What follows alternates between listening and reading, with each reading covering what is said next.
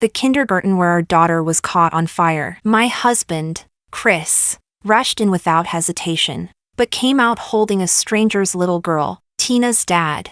Did you get the wrong child? This is not your daughter. But my husband just held the little girl tightly, his eyes red with tears. In a flash, the face of my husband's first love crossed my mind. Later, our daughter was finally rescued by the firefighters. Her body was already charred and she had stopped breathing. Chapter 1. The hall was filled with the sound of sobbing. In the center was a photo of my daughter. Ah, it's such a pity, the child was only 5. And now, stop talking. I knew that everyone at this moment wanted to scrutinize my expression, to see how a mother like me was dealing with the devastating blow of losing her daughter. I heard the child was burned beyond recognition. How painful it must have been when she died. Every word felt like a sharp knife, stabbing into my chest. I thought I had no more tears left, but hearing these words, my eyes blurred completely, and I struggled to stand upright. As for Chris, he knelt beside me, staring at our daughter's photo, his face devoid of expression, even more indifferent than the outsiders. I overheard someone whispering behind me, "Chris never liked Dolores. Now that the child is gone, I think this high-profile marriage is over." Yeah. Dolores brought this on herself. She insisted on pursuing Chris to Mexico and then threatened him with the company. How can a forced marriage be happy? Chris and Flora were meant to be together. Now that the only child is gone, Chris will definitely divorce her. But the child was so young. You don't understand. For these powerful family marriages, the child is just a bridge to maintain the relationship. Now that the child is gone, Chris will definitely go back to his true love. Tears fell as I forced a smile. Yes. Back in college, Chris and Flora were in the spotlight. Although Flora's family was not wealthy, she was excellent in her studies and sweet in appearance, making her relationship with Chris sensational. Later, Chris was arranged by his family to go abroad, and Flora was warned by the Wynn family to stay in the country. I pursued Chris overseas and forced him into marriage with the promise of a family alliance. Everyone knew Chris loathed our marriage to the extreme. After our wedding, except for our wedding night, Chris was rarely around. I had to get information about him from Flora. At first, I was indignant and confronted Flora, but it was Chris who opened the door, looking down at me with an emotionless face. The marriage is done, and the Liu and Shin families are benefiting the most. What more do you want? Can you leave Ruji alone? After that, I never went back. In this unbalanced and dysfunctional family, our daughter became an insecure child. She was young, but she could instantly sense who genuinely loved her. Despite her longing for fatherly love, she never dared to approach Chris, always watching him with cautious and fearful eyes. But Flora's daughter easily received the fatherly affection from Chris. Chris's love for Flora became clear to me when I saw him rush out of the fire carrying her daughter. After so many years, Chris hadn't changed at all. He loved Flora from the beginning to the end, even if it meant losing his own flesh and blood. I suddenly felt exhausted, unable to utter a single word of reproach. It was as if a small knife repeatedly cut open my heart, the pain spreading through my nerves to my entire body. My fingers trembling, my eyes filled with tears. Looking at my daughter's photo, her small, soft image seemed to reappear before my eyes. My breath caught. My vision went black, and I collapsed to the ground. In a blur, I saw Chris's indifferent gaze turn towards me. Chapter 2. When I woke up again, I was surrounded by people. Everyone looked at me with concern, but in truth, there were many faces I didn't even recognize. Most of them were supporters from the Wen and Sui families. In the past, I would have found such superficial concern laughable and disdainful, but seeing Chris's emotionless eyes, I even thought that sometimes. It's nice when people at least pretend to care. I propped myself up and smiled. I'm fine. No need to worry. Chris's father and my parents were sitting together, their eyes filled with overflowing anxiety and sorrow. Later, only Chris and I were left in the room. Chris, have you ever felt any regret or guilt, thinking that if you had held our daughter instead? Chris looked up and tugged at his tie. Flora's daughter was closer to me. In that situation, I had to choose the safest option. I smiled. Is that so? Looks like you didn't have any selfish motives. I must have misunderstood you. sensing the implication in my words. Chris's expression turned ugly. Dolores, the most important thing for you now is to make proper arrangements for Tina's funeral, not to dwell on these useless, unfounded thoughts. My phone chimed. I glanced at it. It was a photo of a girl smiling brightly. Flora had sent it. The girl in the picture was Flora's daughter. And in the photo, holding the girl with a radiant smile, was Chris. Pain and suffocation entwined me like vines. My hand clenched suddenly. Her daughter survived, while my daughter perished in that sea of fire. Her life ended at the age of 5, and in her last moments, she saw her father carrying another girl to safety. Her hands, reaching out for help, were burned by the flames. What kind of despair and fear did she feel? Chris, Flora's daughter needs you too, right? You don't need to stay here with me, wasting your time. Chris frowned. Dolores, I've told you many times not to drag Ruji into our issues. Can't you speak properly? I pulled the blanket over myself, turning away from him. I am speaking properly. Please leave. I want to rest. I once longed for Chris's glance and words of comfort. Now, even though he sat by my bedside, I felt nothing but suffocation. Chapter 3. After Tina's funeral was handled, Chris's good friend Mateo came to see me. When I was with Chris, Mateo never liked me. Unlike his friendly demeanor with others, he always avoided me. Where I was, he wasn't. And where he was, I wasn't. But Tina was particularly fond of him after she was born, and Mateo was more patient with her than Chris ever was. Now that he came, it was likely to question me, and I didn't want to face him. If you have something to say, just say it. If it's to blame me, I don't want to hear it, and I don't need to. Mateo's eyes flickered. I'm not here to kick you when you're down. Tina was innocent. My dislike for you doesn't mean I'd hurt you this way. I know Chris didn't save our child. If anyone is to blame, it should be him, the father. I sat on the couch, turning my head to look out the window. Ever since Tina's death, hearing Chris's name made me feel suffocated with a heavy sense of powerlessness. All my past persistence for Chris had now become a joke, each memory silently mocking me. I just wanted to check how Tina's mother is doing. Mateo said softly. I looked up to meet his gaze. He added, also, as a concerned friend of Chris. I let out a laugh. Since that day, I hadn't seen Chris again, and now, it was his friend expressing concern on his behalf. No need. We're getting divorced. What's the point of holding on to such a marriage? I once thought that having a child would make Chris focus on our family. My daughter never felt the fatherly love others had. Now Tina is gone, and the pain of losing her made me fully realize how absurd this marriage was. A marriage that should have been supported by love lost its only son, leaving only a cold, collapsing ruin. Mateo's expression froze for a moment. Just then, the door opened. Chris's usually cold face showed a rare emotional shift. You want a divorce? He frowned. Who allowed you to make such a decision? Mateo and Chris exchanged glances. Chris's frown deepened, but he said nothing more and looked directly at me. If you get divorced, what happens to the alliance between the Liu and Su families? Isn't that what you wanted? Now you're saying you don't want it anymore? Interests? I never cared about those. Chris then answered his phone, speaking softly. Hold on. I need to get a document. You take Maddie around, and I'll pick you up later. While he spoke, his indifferent gaze remained on me. Maddie, Flora's daughter, is named Madeline. I forced a smile. Chris took the document and left, saying, stop saying things you haven't thought through. Not thought through? Tina's death brought me a clear realization. Chris, all these years, I was wrong. Completely wrong. From now on, I won't cling to this anymore. Chapter 4. When Mateo left, he handed me a business card. I suggest you go see a doctor. Your current state is very concerning. Don't ignore mental health issues. This is a friend of mine, a reputable doctor. If you need, just give him a call. If it's inconvenient, you can call me too. I just want to look out for you for Tina's sake. Don't overthink it. I nodded and accepted the card. I majored in biology and minored in psychology in college, so how could I not recognize my own issues?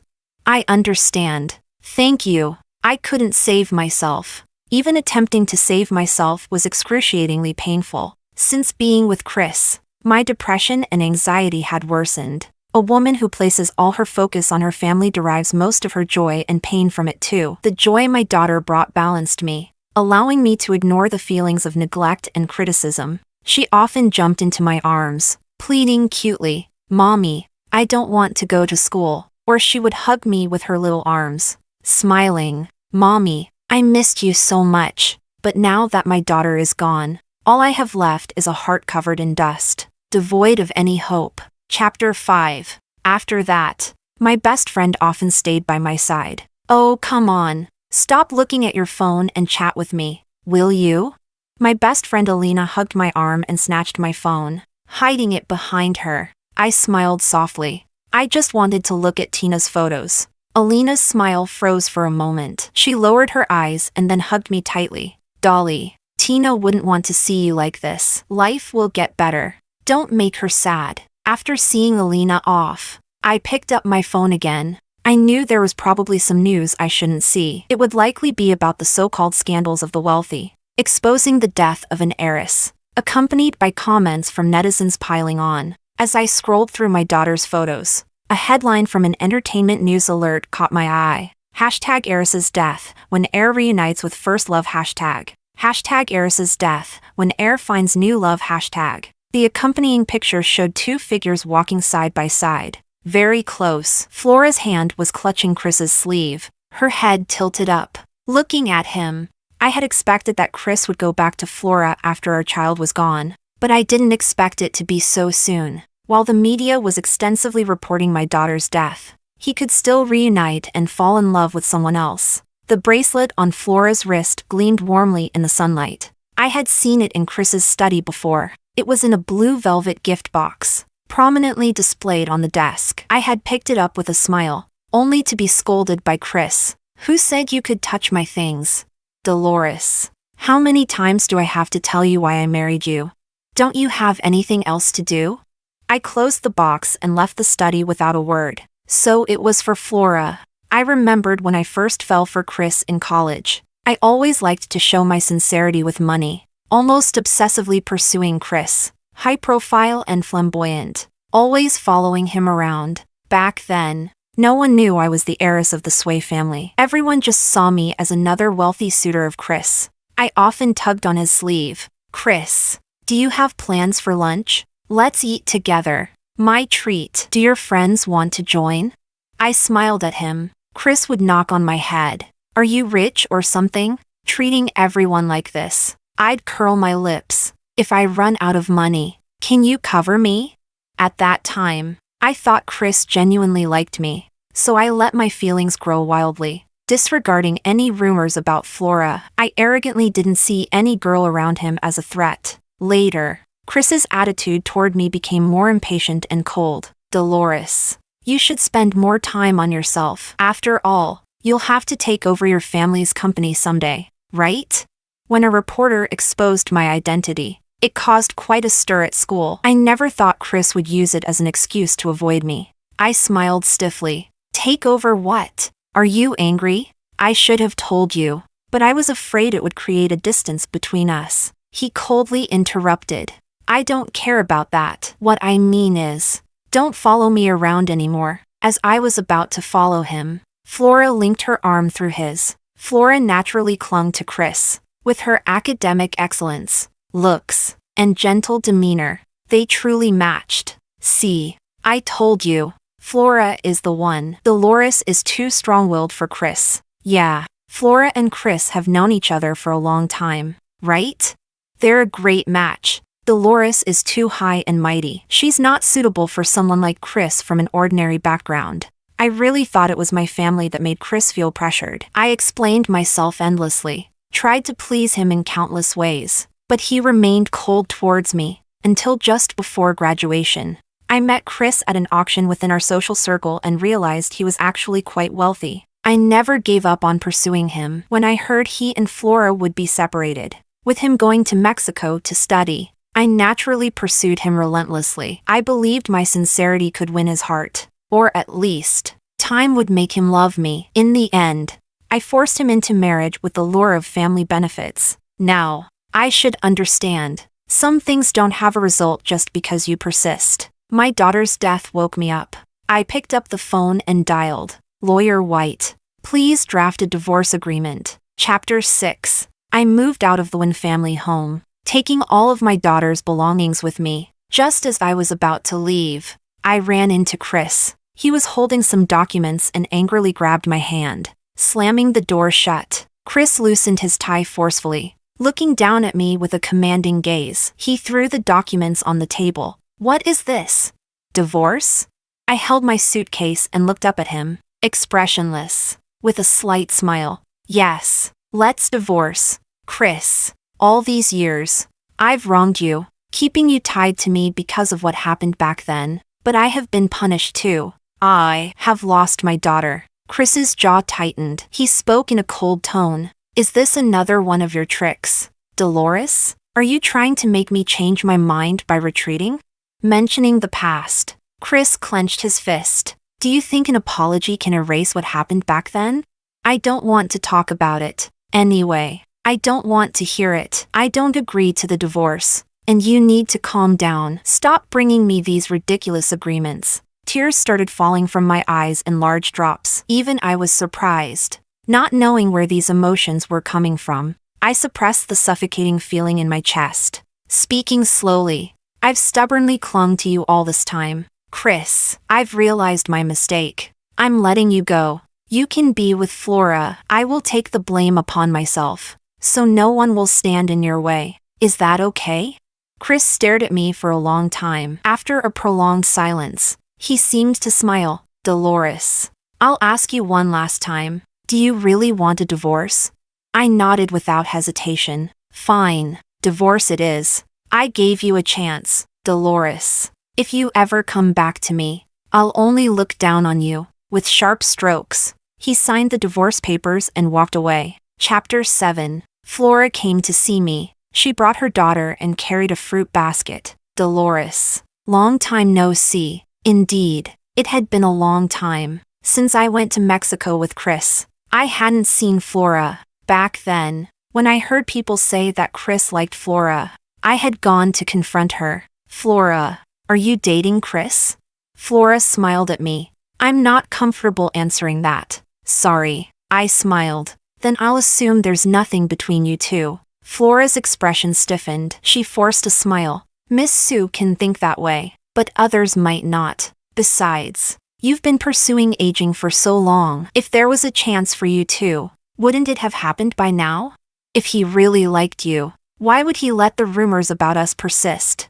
I pretended not to catch Flora's insinuation. It doesn't matter. As long as you're not together, I still have a chance. Looking back, I remembered my arrogance and confidence back then. Now, it felt like a joke. Flora seemed to have shed her previously thin and frail appearance. Now, she looked radiant and well-nourished, like a well-tended indoor flower. All these years, even after marrying me, Chris hadn't stopped caring for her. I had been thoroughly wrong. Dolores, I mean no harm. I came to advise you. I looked at her daughter's innocent face and felt a sharp pain. If my Tina were alive, she would be just as sweet and lovely. Just say what you want to say. Flora. Flora tucked her hair behind her ear. I know losing your child is painful, but Chris is suffering too. You kept him by your side for so many years. It's time to let him go. She stroked her daughter's head, almost as if provoking me. Don't you get it? The one who survived is my daughter, who has no blood relation to him. Flora's words stabbed my heart like a knife. Let us be, Dolores. He never loved you, and now you've lost your only bargaining chip. Why humiliate yourself? I coldly replied, my child was never a bargaining chip. If you keep mentioning my daughter, I won't mind throwing you out. Flora's face changed color. Also, if you and Chris are so in love, why did you come here to ask me to leave? Flora clenched her fists, her face paling. But I won't delve into that. Chris and I will divorce soon. The papers are signed. You don't need to come to see me again. A smile finally appeared on her face. Watching Flora's departing figure, I let out a heavy sigh. I used to look down on her, But now, I felt like a clown in front of her. After all these years of fighting for Chris's love, I had to lose my daughter to realize how foolish it was to hold on to an impossible love. Chapter 8. After signing the divorce agreement with Chris, I immediately went abroad. I decided to settle down overseas. Coming with me was Mateo. I leaned against the railing, smoking heavily. The swirling smoke and the pain of coughing helped me forget my anguish. Why do you insist on following me? If you hate me, just say it directly. I don't have the strength to deal with you. Just leave me alone. Mateo looked at me quietly. He didn't speak for a long time. Finally, he seemed to murmur, "You know you're not okay, right? Why don't you see a doctor? Why did you leave your uncle and aunt and come here alone? What are you trying to do?" I smiled slightly. "What? Are you afraid I'll commit suicide?" Mateo's eyes filled with complex emotions, as if my words had touched a nerve. "Isn't that the case? Dolores, are you going to cling to this for the rest of your life? Is not having Chris's love going to destroy you? Have you forgotten how confident and spirited you used to be? Are you going to spend your whole life stuck on the love of one man, on a family that's long been broken? Family, but in that family, where is my daughter? If I don't hold on, who else will remember my daughter?" I looked down and tiredly smoked. "Mateo, do you like me?" He stiffened, his jaw tight. Before he could answer, I continued, "When did you start liking me? In college? Or after the marriage? Do you think that now that I've been abandoned, laughed at by everyone in the circle, and lost my child, you can easily be the savior and be with me? That thought just makes me feel sick." These harsh words would certainly make the proud and vain Mateo leave. However, instead of hearing footsteps, I heard Mateo's clear, resigned voice. "I do like you, but I didn't know you were unhappy in your marriage. It was Tina. She said she hoped I could be her dad. That she rarely saw Chris at home but saw him picking up other kids at the kindergarten. Chris seldom came home, and your smile became less frequent." I was stunned. Tina, my daughter was so young. I never thought she would connect my happiness with Chris. I always told her, "Tina misses Daddy? Daddy will be back in a few days. Daddy is just on a business trip." How could he not like Tina? "Daddy will take us to the amusement park, and we'll invite Tina's friends, okay?" My daughter would always hug my waist, leaning on me with utter dependence, softly saying, "Okay." Was such a young child comforting me? I covered my mouth with a trembling hand, tears instantly blurring my vision. "Tina." I collapsed to the ground, the pain I had briefly forgotten overwhelming me. The river water sparkled before me, but my mind was filled with my daughter's delicate face. The breeze and air seemed to turn into tiny knives, intensifying my agony. I broke down, sobbing uncontrollably, pounding my chest in despair. "My daughter, my Tina. Mommy is so sorry." Mateo held me in his arms, grasping my hands. "Hit me, Dolores. Don't cry, don't cry." Chapter 9. After returning home, while rummaging through my daughter's things, I accidentally found a letter I had written to Chris. Back then, when I was pursuing him, I tried every method and approach. I never did anything outrageous. I was always sincere and genuine. The letter had many pages, filled with my feelings for him. But later, the letter was returned to me, untouched. It was Flora who handed it to me. "Sorry, Dolores. Chris asked me to handle some trash for him, and when I saw your name on it, I thought I'd bring it to you." Prideful as I was, I couldn't stand Flora's mocking gaze. I grabbed the envelope and threw it into the trash can. "No need. If he doesn't like it, just throw it away." After she left, I cried for a long time alone, then sobbingly retrieved it from the trash can. I kept it until now, never opening it again. Reflecting on my past foolishness is a way to wake up, I suppose. I opened the envelope and read it all the way to the end, where I had written my closing line. "So, Chris, can I stay by your side?"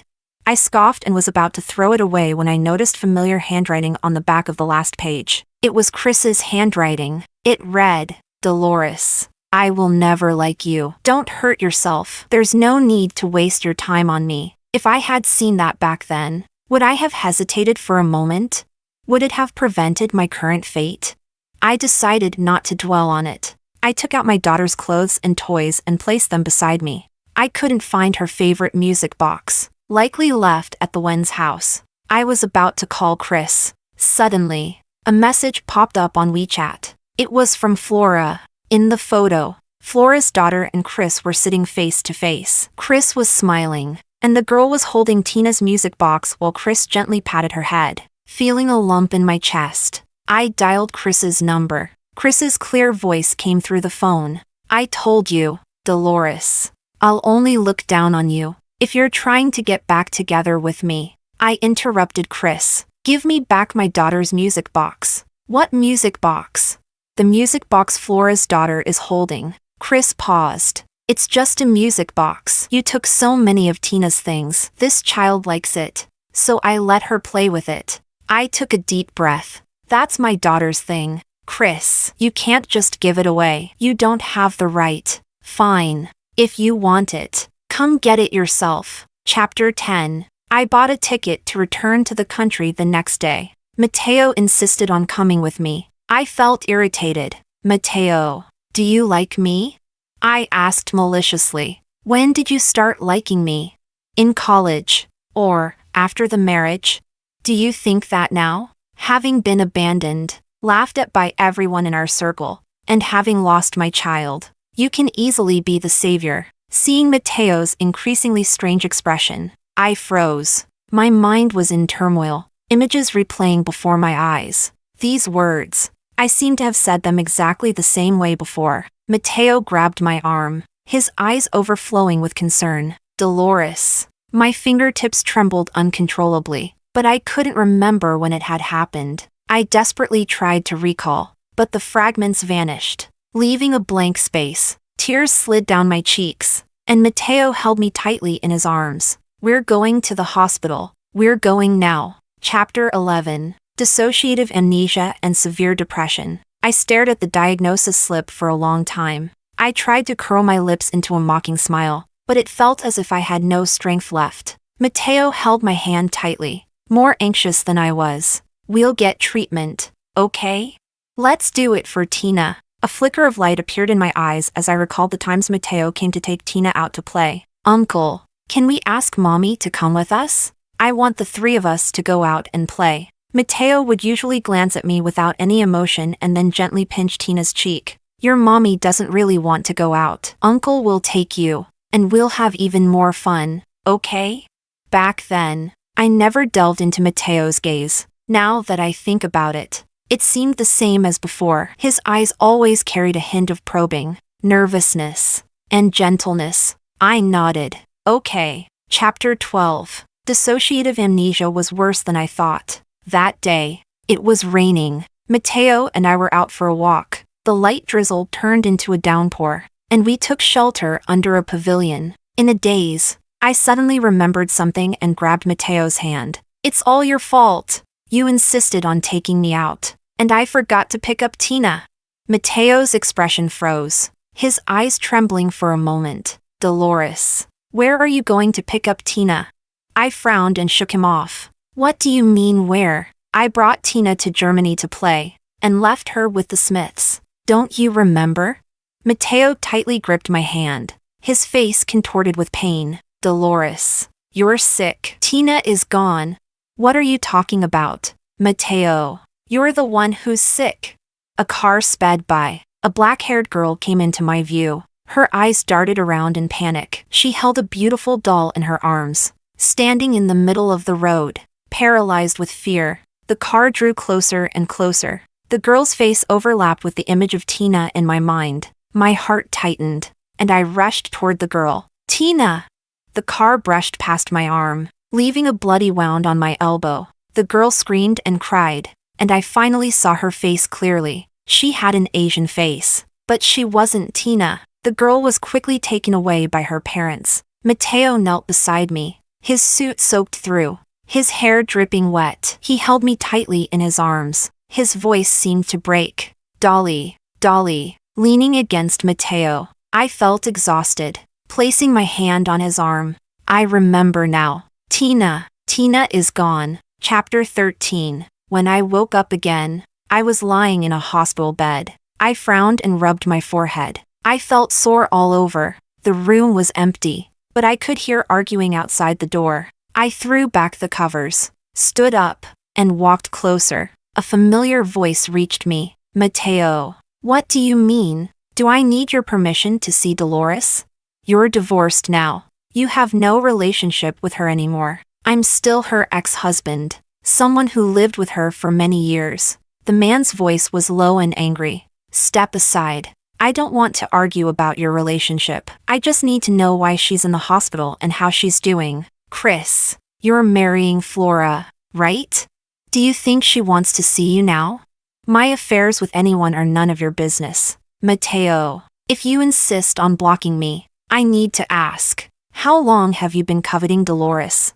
There was a loud bang. Someone probably got hit. I gently pushed the door open and saw the two men grappling with each other. They both froze, turning to look at me simultaneously, then awkwardly let go of each other and straightened their clothes. I noticed a bruise on Mateo's lip and reached for his sleeve. Frowning, did you get hit? Mateo pressed his lips together and nodded. The man opposite, called Chris, was staring at me intently. I looked at him curiously and then asked Mateo, "Who's this?" Chris froze completely, his emotions suddenly surging. He grabbed my hand, almost laughing angrily. Dolores, are you playing a game with Mateo to mess with me? I yanked my hand away, pressing my lips together without speaking, just feeling annoyed. Chris glared at me, his anger almost palpable. Say something. Mateo stepped in front of me protectively, speaking calmly. Do you know why she's in the hospital?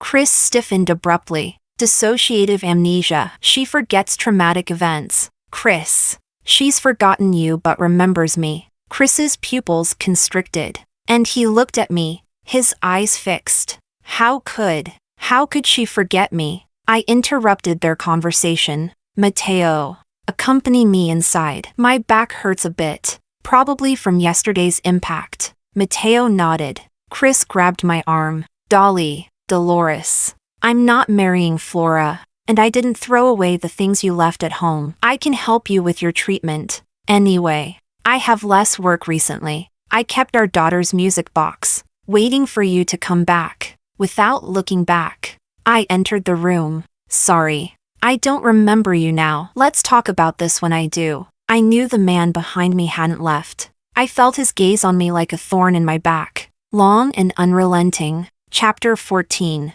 I still remember. I looked up at Mateo. Those words I said to Chris were just a pretense. I didn't want to get entangled with him anymore. Mateo gently ruffled my hair. I know.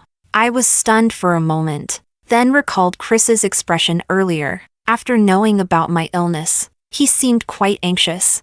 When we first got married, I would look forward to him coming home every day. But he was always spending time with Flora. I often pretended to be sick to trick him into coming back. All I got was, Dolores, just hold on. If you die at home, I'll just have someone carry your body out. Later, even if I was really sick, I wouldn't get a single concerned look from him. Only Tina would grasp my hand with her little fingers, pressing her soft cheek against mine, gently calling me mommy. Tears streamed down as I thought of Tina. All I felt was endless heartache and pain. What mother can live peacefully in the world after losing her daughter?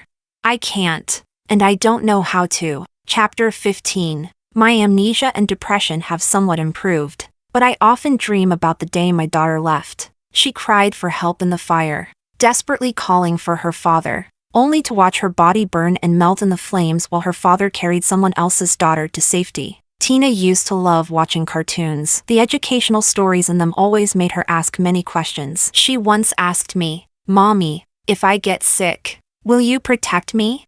Our Tina won't get sick, but if you do, Mommy will definitely protect and take care of you. What about Daddy?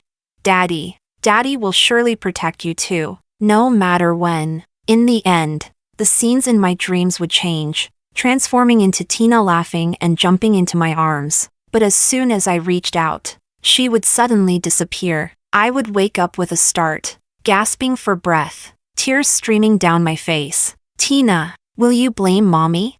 It's Mommy's fault. I'm sorry, my dear. Chapter 16. Flora called me over a dozen times. I finally picked up. What's the matter?